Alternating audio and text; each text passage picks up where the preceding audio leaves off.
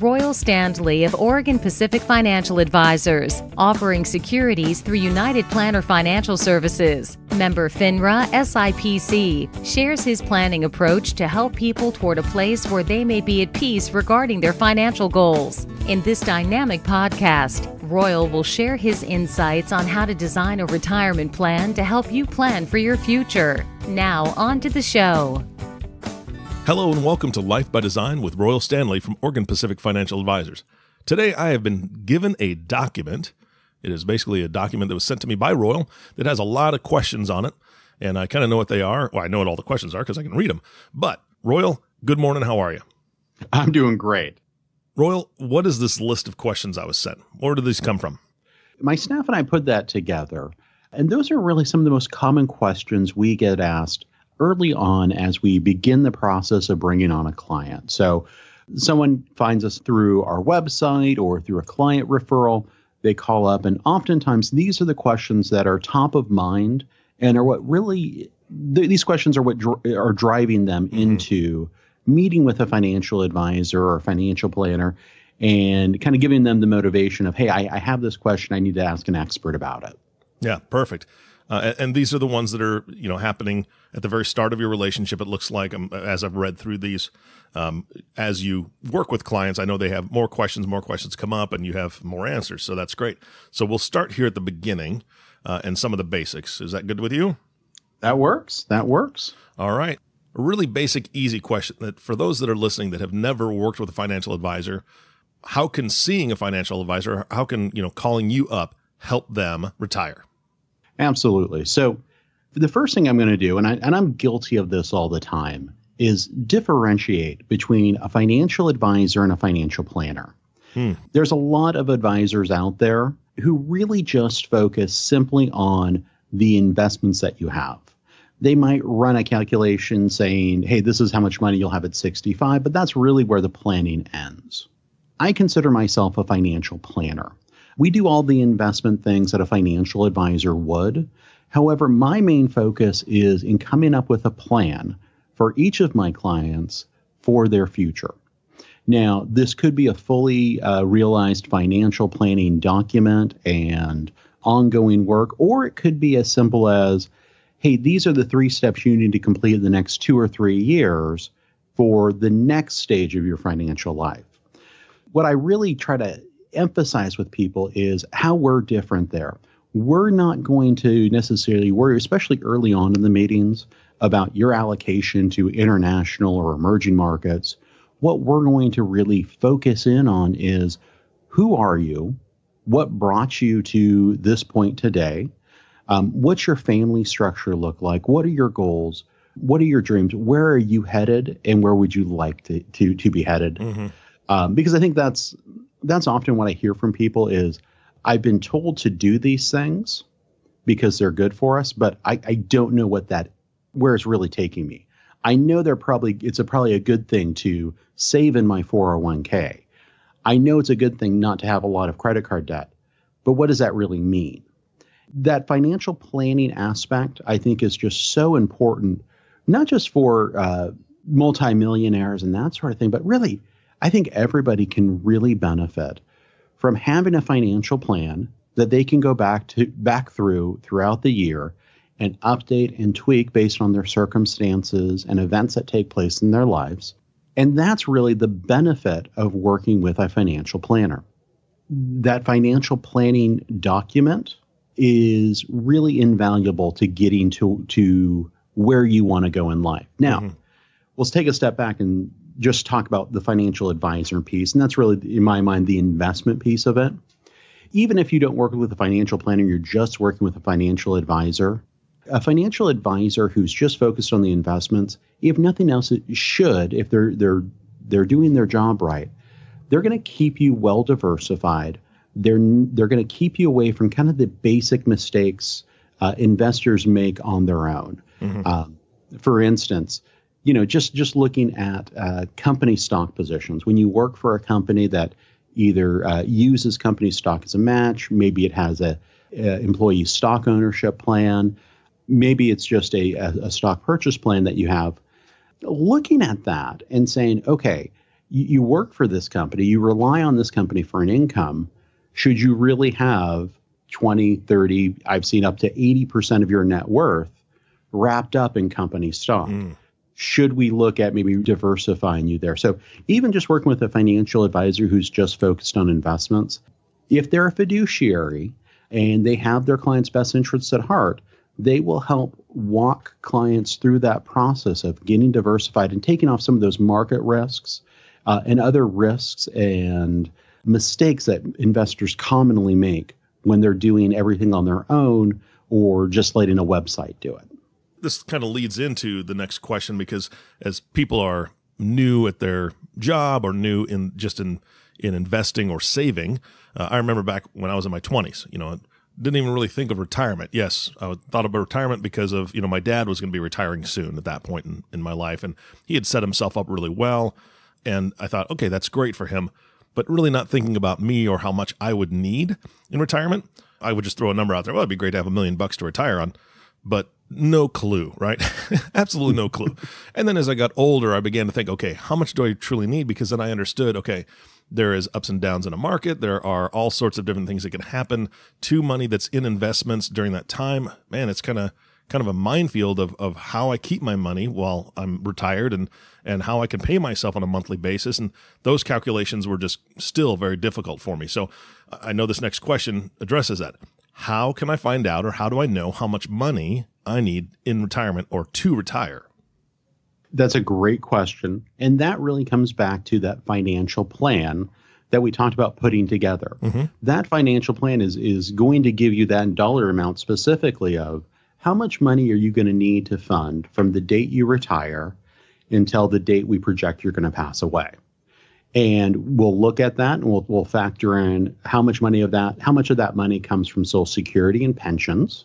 Because I think that's something that people don't really take into consideration much, especially early on, is what am I going to get for a income from Social Security? There's a lot of worry about Social Security. I think people are right to worry about what Social Security will look like.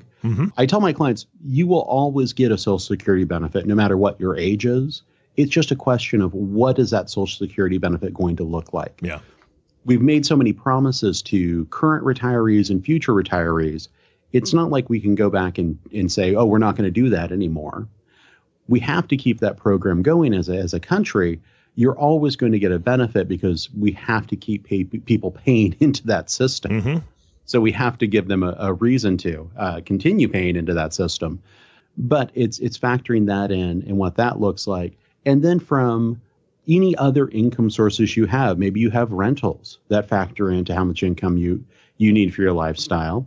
And then we factor in your investments and what they're going to produce and what you're going to need to take from that to fund your lifestyles, as well as what you're going to be required to take out of your tax deferred accounts like 401ks and IRAs.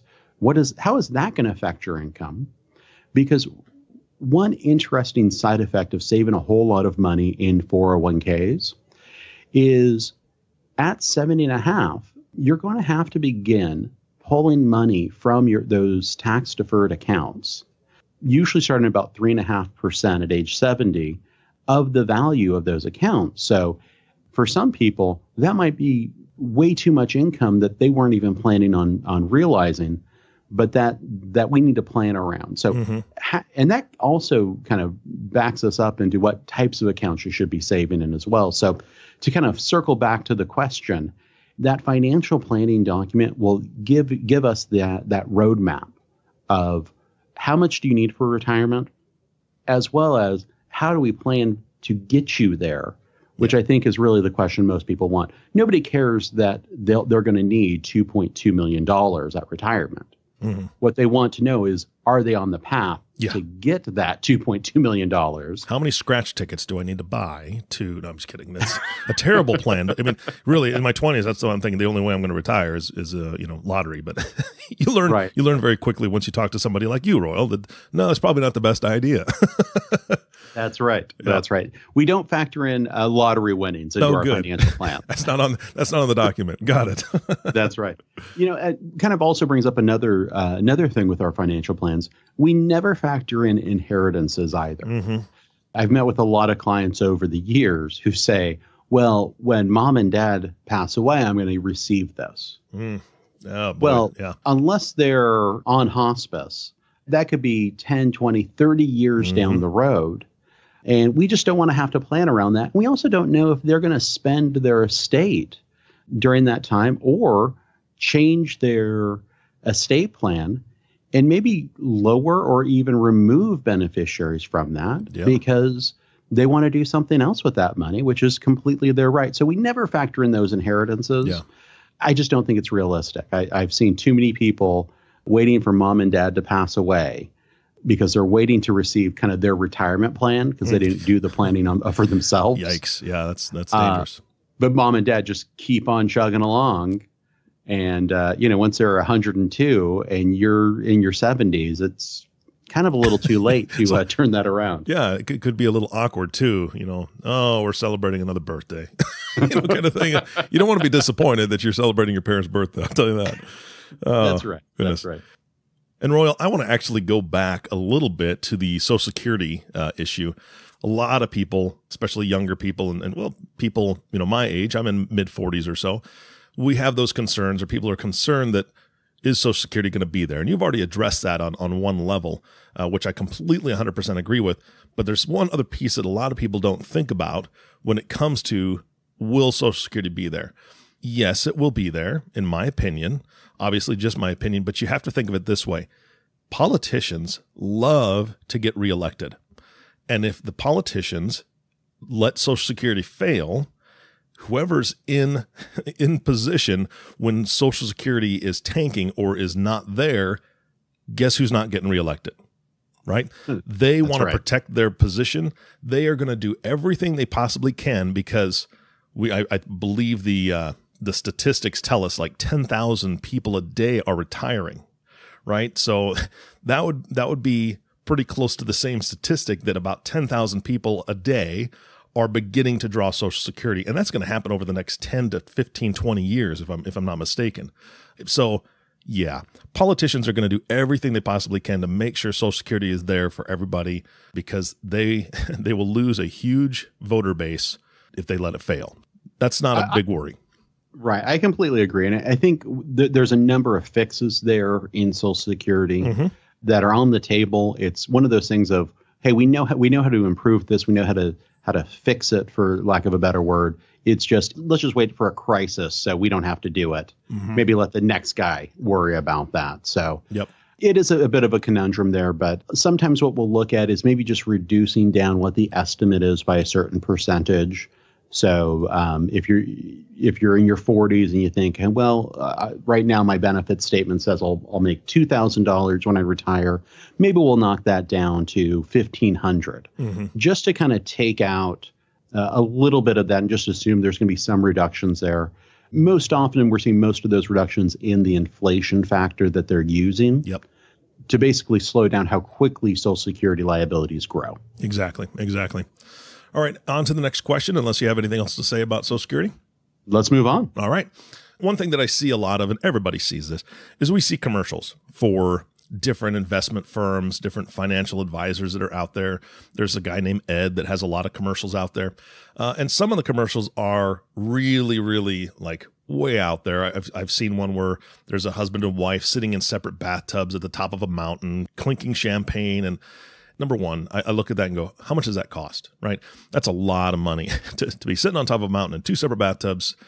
And that's not what I'm going to do anyway. I really don't desire that. But it makes me think that these firms either make a lot of money or whatever. If they're advertising as much as they are, they must make a ton of money. So that means they have to make money somehow. And then it kind of makes me concerned about how much is it going to cost me to go see this financial advisor or financial planner to even talk to them about my future. There's the question, does it cost to see a financial advisor, and how much does it cost? Well, it's going to vary between firm to firm how much it costs to sit down with a financial advisor. Now, the vast majority of financial advisors will have a first meeting that's complimentary, a get-to-know-you meeting.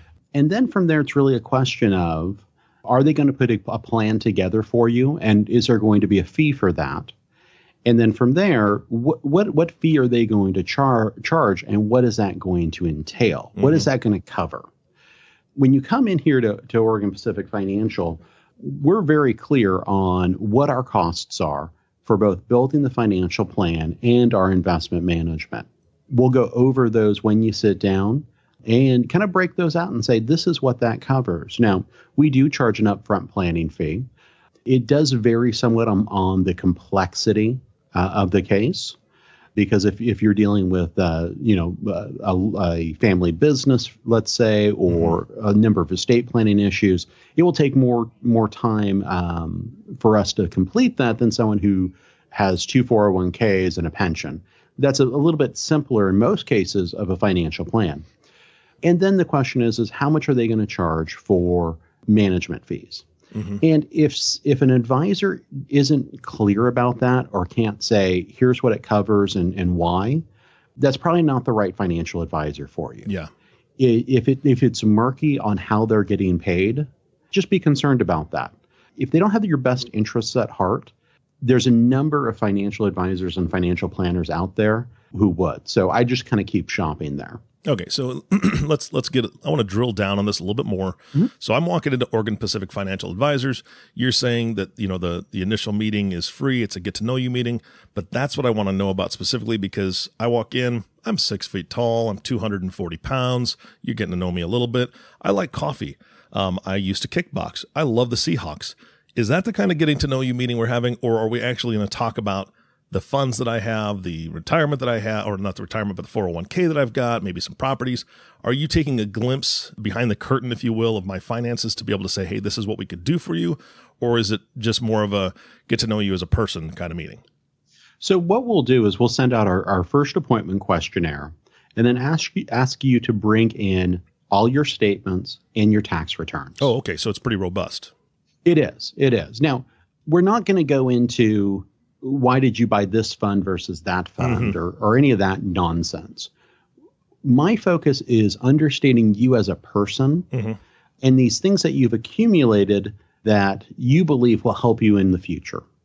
That's really my focus, is understanding you and who you are, how your family is structured, what's important to you. And then we can kind of take a step back and say, okay, these are the tools you've accumulated over your lifetime. Maybe you've paid off your house. Maybe you have 401ks or Roth IRAs. Maybe you have rentals. Maybe mm-hmm. you just have an inheritance you just received. Mm-hmm. We're just going to look at those and say, how do we build a plan around you, the individual, using these tools that you've accumulated to get you to where you want to be? And obviously, Royal, this meeting that we're having is a chance for me to get to know you as well. And I really, really need the answer to one specific question. Are you a Seahawks fan? Unfortunately, no, I'm not. Oh, come on now. Come on, Royal. I decided long ago to throw my allegiance for some horrible reason to the Tampa Bay Buccaneers. Okay. I've never been to Tampa Bay. I fell in love with them back when Dungy was coaching. Oh, okay. And I've been stuck with them for the last 20 years. So. I won't hold it against you. We can still work together. I appreciate that. We just won't watch a whole lot of football together unless it's neutral teams or whatever. We'll figure it out. Exactly. Okay. All right. So the next question, I'm sure you get quite a bit, and this is people that have a friend who tells them, hey, you need to be doing this. So they start an IRA, right? They find maybe their buddy's advisor, they start a small IRA and they're putting money into it every year, or they've never started an IRA and they come to you and say, okay, I haven't started an IRA ever, or I've been doing $50 a month all this year. Now it's December. Now it's, toward the end. Now it's November, whatever time it is. How much can I contribute in total? Because I do have a little extra cash. Maybe I got a Christmas bonus and I want to up my IRA, or I want to start one. How much can I actually contribute? Yeah. So right now it does depend on the age you are. So for most people, if you're under the age of 50, you can contribute $5,500 into a traditional IRA or a Roth IRA. If you're over the age of 50 rather, you can put in an additional $1,000 for $6,500. Now, once we cross over into 2019, that's going to go up. And that's going to be a $6,000 contribution. and a $1,000 catch up for people over the age of 50. Okay, so you're saying a $7,000 total for over 50? Correct. Okay. Now, go ahead. The big thing that most people don't realize is you can make your IRA contributions all the way up until April 15th of the next year. So for 2018, you'll have until April 15th, 2019 to make that contribution into your IRA, your Roth IRA. For 2018? Yes. Oh, so you have an extra few months to pad the previous year. Exactly. Oh, exactly. Okay. Or if you file your taxes before April 15th, that's kind of the cutoff because it needs to be on your taxes for the previous year. Got it. That makes sense. Okay. Yep. And do you help with that, Royal? I mean, as far as the tax side of things, do you have resources, or do you have people that you work with or that you would recommend working with as an accountant or CPA? Absolutely. So if you already have a CPA that you have a good relationship with, or a tax preparer, we work with them all the time. If you don't, we can get you in front of a few different CPAs that will specialize in whatever kind of area you in, whether it's business or just an individual return, that sort of thing. But yeah, we work with taxes and tax preparers all the time. Got it. Okay, so again, I'm going to go back to the IRA question real quick. If I've got a buddy of mine that he's dabbled, or he's a financial advisor, and he's just kind of doing it out of his garage or whatever, and we started an IRA, and I'm doing $50 or $100 with him. Can I start an IRA with you? You can, yes. You can have as many IRA accounts as you want. The limitation there is simply on how much you can put into your IRA per year. And no matter how many IRA accounts you have, you can only put in that $5,500 or $6,500 depending on your age. Gotcha. So starting in 2019, for anybody under 50, it's $6,000, right? Correct. So if I have 10 IRA accounts with 10 different people, I can maximum put in $600 in each one. Yes, but that would be a horrible way of planning your future. Absolutely.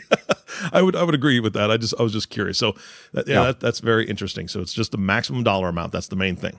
All right. Royal, I know that you covered this next question a little bit in the very first question, which was kind of the financial planner versus financial advisor. But I know that you guys get this all the time. What do financial planners do? Do you have anything to add to what you said in the first question? Let me just talk about the way I approach it. This is sort of my vision statement, and it's actually on the back of my business card. Okay. And it simply says, elegantly designing the future today. We want to put together a plan that designs the future that you want for yourself down the road. And that takes into account your wealth, but also your relationship with family, how you communicate with them about money, about what's important to you. That's what we do. We elegantly design the future today. That's fantastic. And I have known a lot of financial planners and a lot of financial advisors. And one other caveat, if you will, to that is I really believe that financial planners have a much deeper and stronger relationship with their clients than financial advisors. That's just my opinion, but that's what I've seen, because you really do get into the nuts and bolts of everything financial with them and relationship with them when it comes to relationship with their family, their friends, the charities they love, so on and so forth, to help them plan out exactly what they want to do, not only in their own retirement, but the legacy that they want to leave and how that can be formed. So that's just my observation. I couldn't agree more. Awesome. All right, Royal, I'm excited. The next podcast is going to be more questions because we've got a lot more to cover. And I'm encouraging anybody who's listening to this right now, write in some questions, email Royal. Royal, can you shoot your email address or give the website address where they can drop you some questions? Absolutely. You can email me it's just Royal, ROYAL @opfa.com, and then visit our website at www.opfa.com. And any questions that come in, we will cover in a future podcast, or Royal will answer them directly to you if it's a specific question that's more personal to you that you don't want on a podcast. But we'd love to be able to answer these for the entire audience to learn more. And I'm looking forward to the next couple podcasts because there's a lot of great questions coming up. Royal, thank you so much for your time today. Thanks, Eric. And thank you all for listening to the Life by Design podcast with Royal Standley. If you have not subscribed to the podcast yet, please click the subscribe now button below. This way, when Royal comes out with a new podcast, it'll show up directly on your listening device. This makes it so much easier to share these podcasts with your friends and family. Thanks again for listening today. For everyone at Oregon Pacific Financial Advisors, this is Eric Johnson reminding you to live your best day every day. And we'll see you next time. Thank you for listening to the Life by Design podcast. Click the subscribe button below to be notified when new episodes become available. The views expressed are those of the presenter and may not reflect the views of United Planner Financial Services. Material discussed is meant to provide general information and is not to be construed as specific investment, tax, or legal advice. Individual needs vary and require consideration of your unique objectives and financial situation. Always seek the advice of your financial advisor or other qualified financial service provider with any questions you may have regarding your investment planning. Advisory services offered through Oregon Pacific Financial Advisors, Inc. Securities offered through United Planner Financial Services of America, member FINRA and SIPC. Oregon Pacific Financial Advisors, Inc. and United Planners Financial Services are independent companies.